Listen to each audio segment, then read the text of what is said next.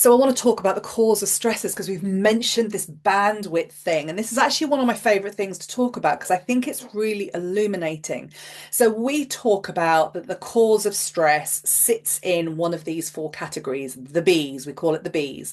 Stands for biochemical stresses, emotional stresses, electrical and structural stresses. So let's just have a look at what we mean by that.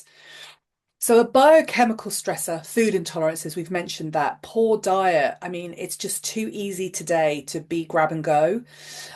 Chemical toxicity. So as Laura mentioned, skincare, cleaning products, pesticides and pollutions. I mean, some of that we don't have any control over because they are just in our environment.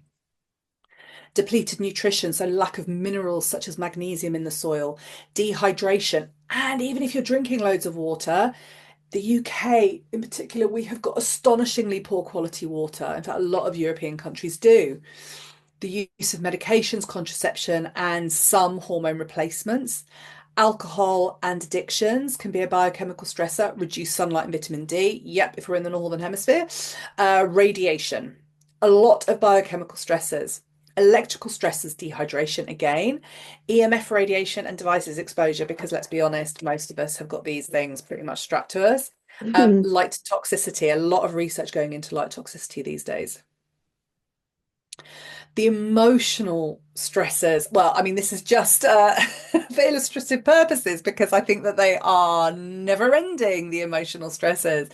But anxiety, depression, overwhelm, relationships, social pressure and inequality, social media pressure, low self-esteem. I mean, all of that body issues, particularly that we see today, body issues, gender issues, sexuality issues, like all of the stuff that we are all processing on a daily basis. Financial and work pressure, societal pressures, I mean, including the pandemic, still seeing the ramifications of some of those decisions, addictions again.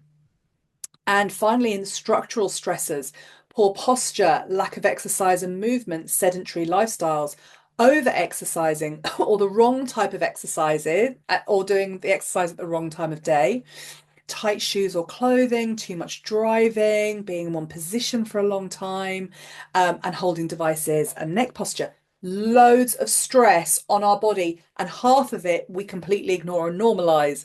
But our body is having to deal with all of this, and that's before we start to have, any kind of hormone fluctuations.